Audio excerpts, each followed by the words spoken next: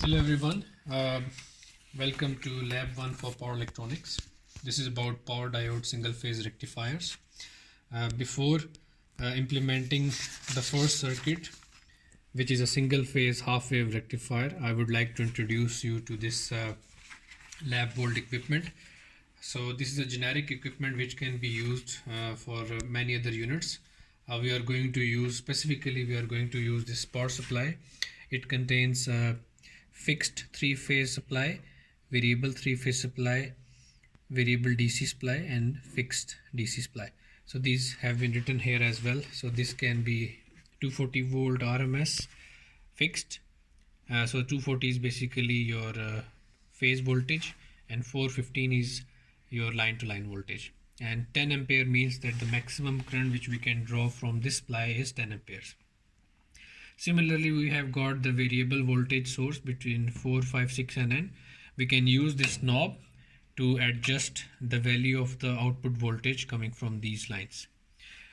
This variable knob can also be used to vary the DC voltage here between 7 and N, and between 8 and N we are going to get 240 volt DC, and we can get maximum 1 ampere from here.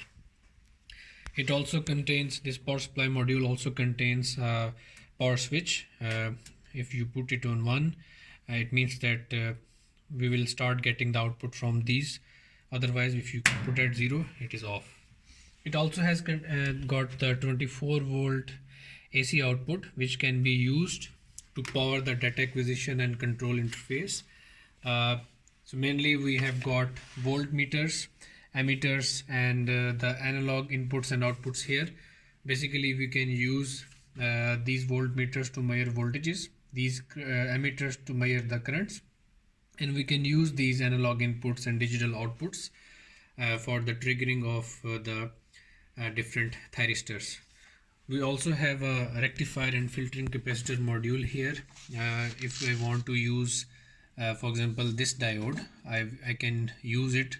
This will be the anode and this will be cathode.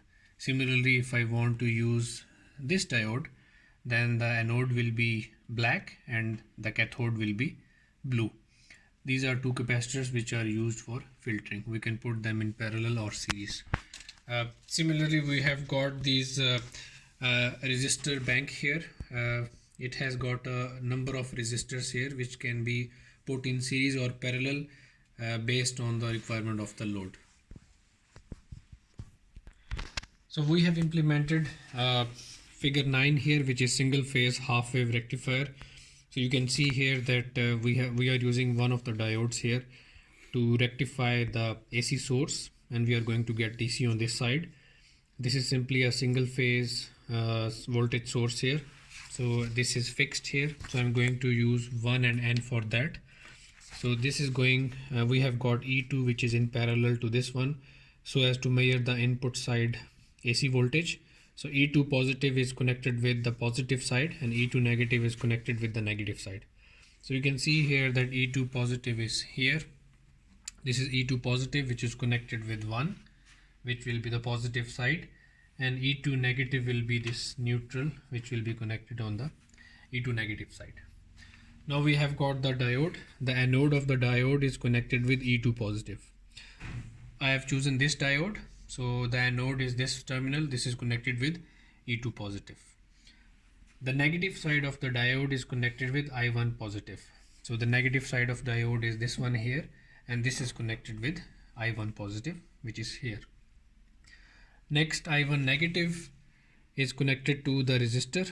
So I1 negative is here. This is connected to the resistor here, and the other side of resistor is connected with E2 negative. So this is the other side of the resistor. This is connected with E2 negative. We also have another voltmeter to measure the voltage across the resistor. So that is E1. E1 is in parallel to R. So this is your E1 here.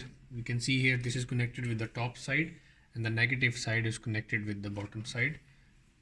You can see here it is connected here. Okay. So now I have implemented the figure 10 here. So you can see here that we have got a DC source here, and we have got these D1, D2, D3 and D4 here. So we can see here that we are going to choose these 4 diodes, D1, D2, D3 and D4 from here. Okay, so we can use these as D1, this is D2, D3 and D4.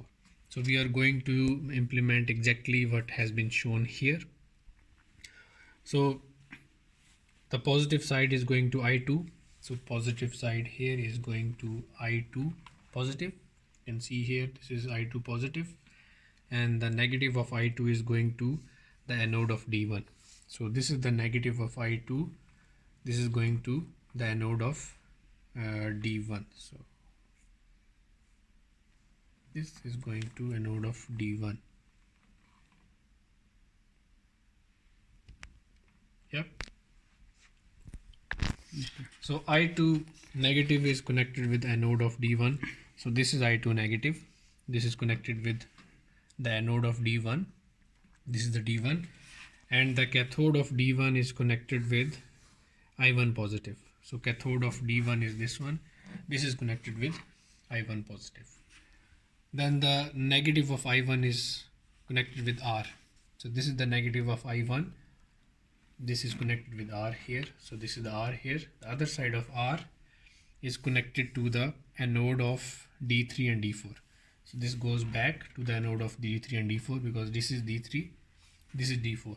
So they have the common anode, and that is here.